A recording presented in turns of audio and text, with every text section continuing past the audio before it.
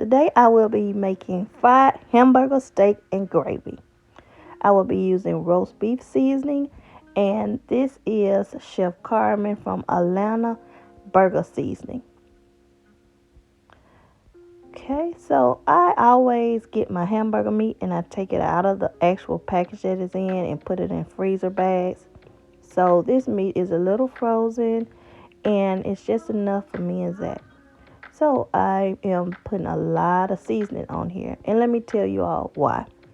When you cooking and you flip your meat over, or if I just put it in a pan like this, I'm going to show you how I stand it up and all those extra seasonings fall off the bottom.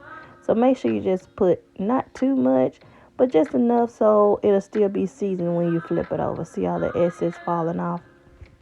So I'm going to get the other side of this season up, and I'm going to put a little aluminum foil on it, put it in the refrigerator until the rest of the meat defrosts and all those flavors are just marinated inside that meat, so you can get a delicious, delicious fried hamburger steak. Alright, so I got the meat unthawed. I'm going to fry this up with some cornstarch and flour. So this is what I have mixed in a bowl. Make sure you mix it really good. And I'm going to just go ahead and put that flour on there and get ready to fry it up in the skillet, cast iron skillet. You know I love my cast iron, with some olive oil. You can also use this same method of cooking with calf liver, pork chops, or cube steak.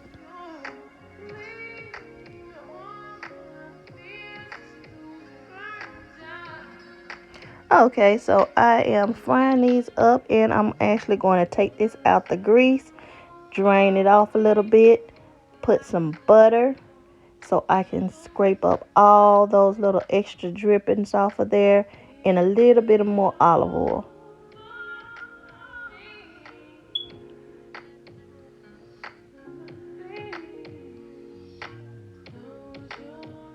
Scrape up all of those, and then I'm going to put the meat back in just for a little while so it can just cook a little bit longer in that butter and olive oil.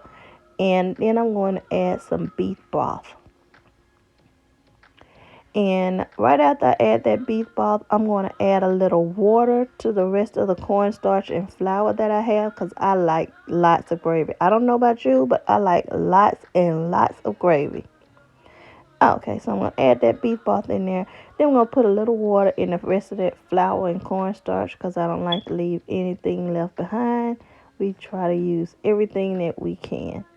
So I'm going to mix that up a little bit. Make sure it's really, really smooth. Beat it really good. You can use a whisk if you would like, but a spoon is just perfect for me. Make sure it's smooth. Okay, so I have cooked that up a little while. I think about 15 minutes on 375 or 400 in the oven. And I'm going to whisk in the rest of that cornstarch and flour mixture to thicken up my gravy. And I also added a little bit more water and beef broth. So I let that cook for a little bit longer. And look at that good gravy. So for my side, I have mashed potatoes, instant mashed potatoes. But of course, you know I added a little something to it. So I added some rosemary and some all-purpose seasoning and a lot of butter.